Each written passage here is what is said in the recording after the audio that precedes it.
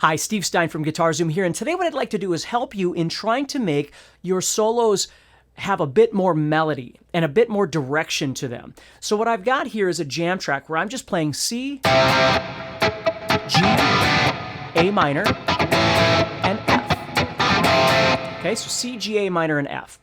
And my palette at this point is going to be the C major pentatonic scale. Now, you might be using something else, right? You might know your C major scale, your diatonic, or whatever it might be. Or you might know your C major pentatonic, but you might be playing it in a different position. And all of those things are just fine. I just want to show you kind of what I'm talking about here. So I'm going to use this as my example. I'm going to use C major pentatonic sitting right here,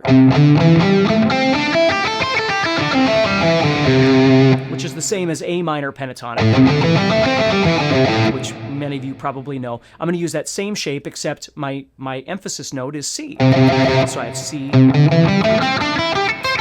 And the reason pentatonic is so nice is because all the notes basically work really well over all of these chords. So these chords are in the key of C major, C, G, A minor, and F. And the scale I'm using is C major pentatonic, so it has some sort of connectivity, right? So what many of us do, especially when we first start kind of trying to learn how this soloing thing works, is we're memorizing shapes on our fretboard, scale shapes and chord shapes and all these different things, which we need to do.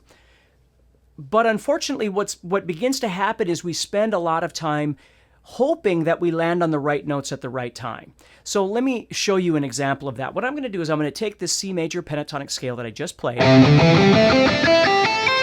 I'm just going to try and kind of aimlessly play it over this chord progression, over this jam track, okay? So no rhyme or reason, just kind of playing it.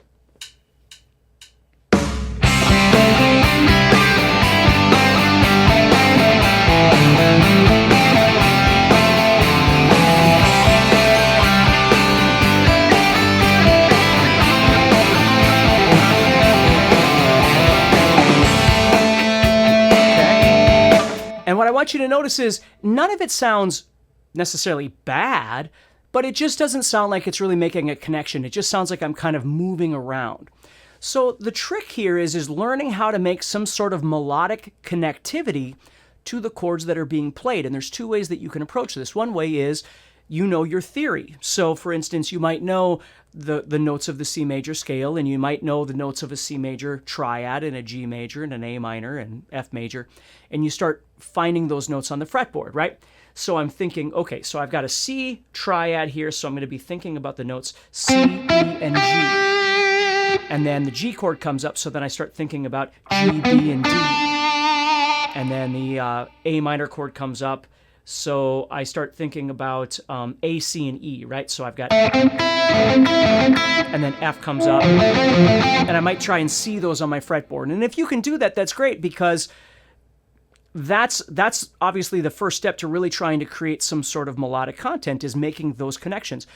Now, if you don't really know your theory, just hold on, because I'm going to get to you next. But let's say you had that. So what I do is I start making some sort of skeletal connectivity of these shapes. So I've got C, E, and G. Now I could do this anywhere on the fretboard with any shapes that I know, chordal and scalular. But right now I'm just kind of trying to think about this pentatonic sitting here, and I see the notes C, E, and G, and then G, B, and D, and then A, C, and E, and then F, A, and C. Now I could do something like this. Let me play that jam track again.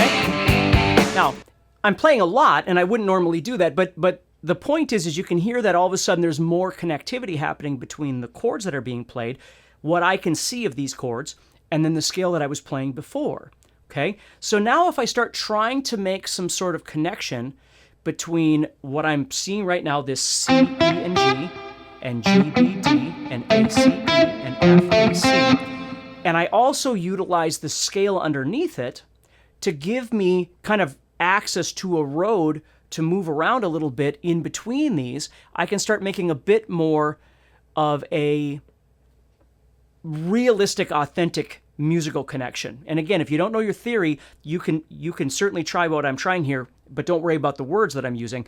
But I'm going to show you something else in just a second here as well. So let me show you again.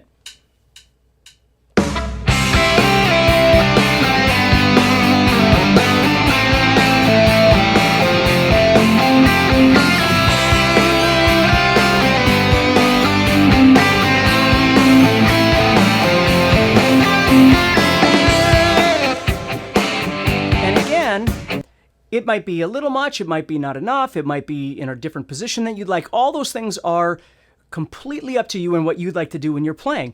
But you can tell that all of a sudden it begins to sound more like actual soloing, actual music, actual melody, if you were writing a song or writing a vocal part for somebody. Now, let's say you don't really understand your music theory and C and G and all these things that I'm saying don't really make sense to you, okay? That's okay. There's also a visual aspect to this as well, and for most guitar players, I think we use both of these anyway. But let's say I was visualizing this C chord, the 5th string bar chord, and then this G, the 6th string bar chord, A minor, and then let's put F. For now, to keep things easy, put F down here on the 6th string. That's a little bit further away than I'd like to be, but let's just do that for now. So what I want to do then is, let's say I'm just kind of learning how to play my pentatonics. So I'm seeing this C major pentatonic sitting right here.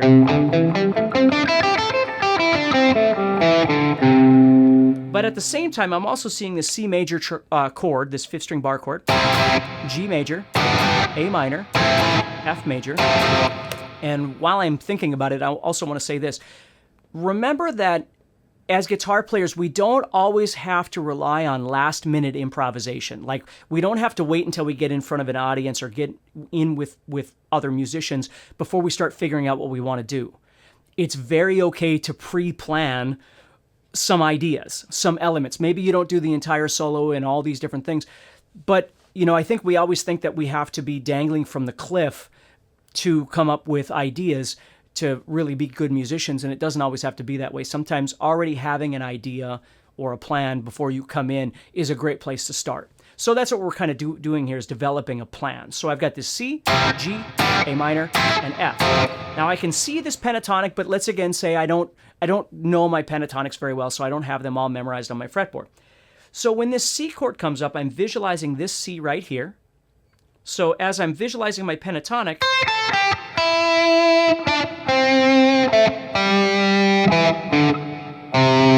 this is the same note as this, but I'm seeing it off this shape right here. So I'm making a connection visually between the chord and the scale it's being played. So now I can see already, if I kind of visualize that pentatonic and this C major chord on the 5th string, I can see that some notes are connecting, right? This one, and this one, and this one. I can see those three for sure are part of this scale. And if I look deeper, I can see some of the other ones. That already is going to give me more to work with than just guessing, right? So even if I just thought this one, and this one, which are part of that chord, and they're also part of that scale. So on the C chord, that's going to work. That's going to work. That's going to work. Okay? So I know that there's notes that are going to work, and it'll do that over each chord. Let me show you over G. So we have a G chord sitting. And again, if we try and visualize that G chord, we have... Now, it's a bit outside the position that we're in, but that's okay. So we can, again, the more you can learn about chord shapes across your fretboard and the more you learn about the positions of your scales, the more you'll see all of these things overlap, and you can create some really awesome stuff that way. So we've got this G chord sitting here.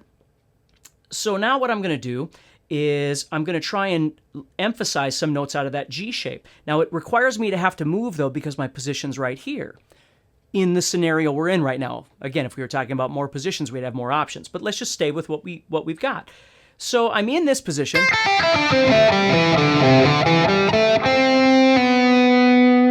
That's a really nice note. I could slide from 5 and come back to the 4 here. Now, the cool thing about this 4 is that it's not a note of the C major pentatonic, but it is a note of the G major chord that's being played. Therefore, it becomes a new, fresh tone, a new, fresh note for me to use in my soloing, and it sounds very colorful. Had I never used it, it wouldn't be available to me, but now that I know that it's there, it's a great note to try and emphasize over that G chord because it's different. It's not just pentatonic. Now, that isn't the only note I could emphasize, right? I've got this whole shape, so I could go and drop down to this right here, which I could find on the next string. You know, if I start exploring my fretboard a little bit, I can find it in other positions too. But again, I don't want to get off the idea here. So I can drop down to that, or I can drop down to this, or I could play this 5 or this 5 because they're all part of this chord. So now I'm going to take that C and that G and use this logic a little bit. And here's what I'm going to do. I'm going to play this note over the C because it's part of that chord. I can see that it's part of that scale. Okay. And if you know your theory, this is a C. Or if you know your notes on your fretboard, it's a C. So it makes sense. Over the G, what I'm going to do is I'm going to move back to the 4 because it's part of that chord. Now, if you know your theory, I'm moving to the third, the major third, which is B. That's what I'm moving to. So let's just start with that.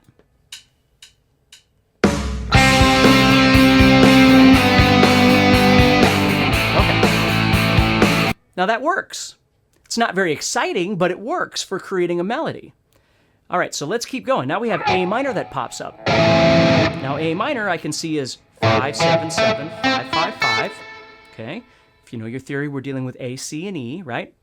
And I can also see my pentatonic sitting right here. So I, again, want to make that connection. I can play, you know, this or this or this. I can play any of those notes. But from a melodic standpoint, since I've done 5 and 4, I could go back to the 5, because that's part of that chord, and that might sound nice.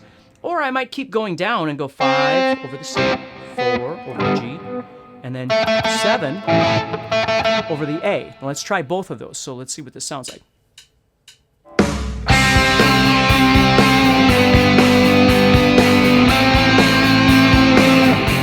Sounds kind of nice. Now let's try it the other way.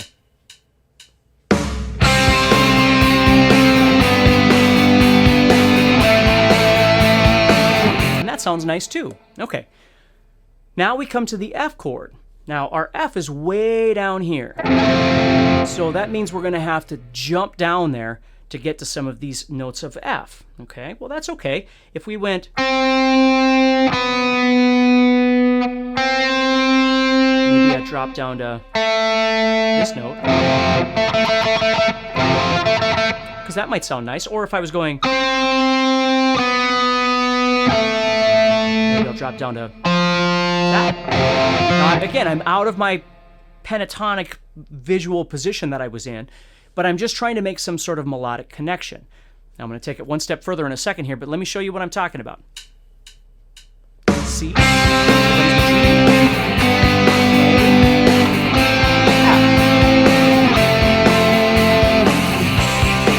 And here's the other way.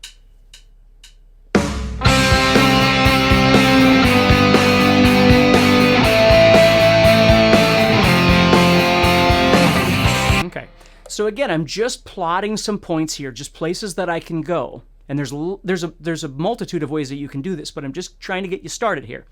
Okay? Now, to make this a little bit easier on myself, what would help is if I could see some other F chord shapes on my fretboard that are more compatible with the position I'm in.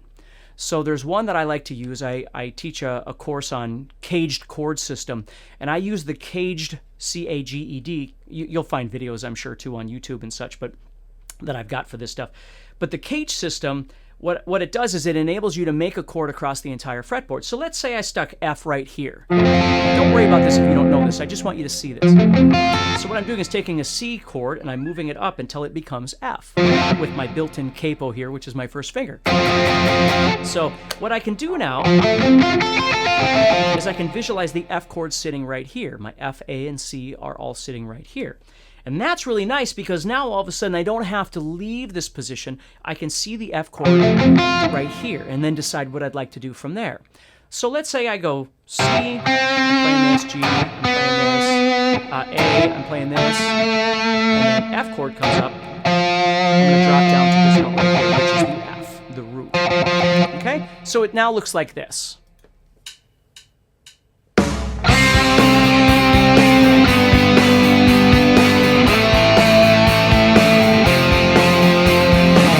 Okay.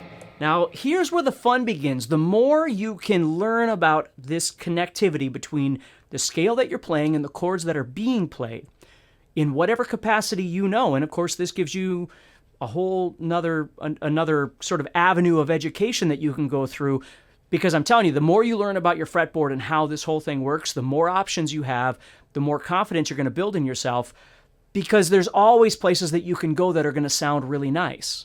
And there's a lot of other, musical tactics that we can learn too, and not just, landing on the right note at the right time. There's lots of other things we can learn too.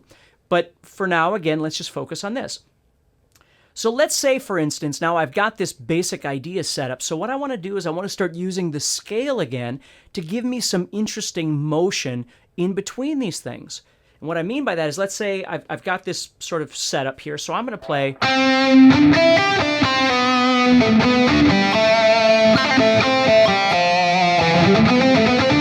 And I start trying to figure out some other things I can do in between these plotted points that I've done to make it more interesting. And again, I'm just improvising. It could be literally anything, right?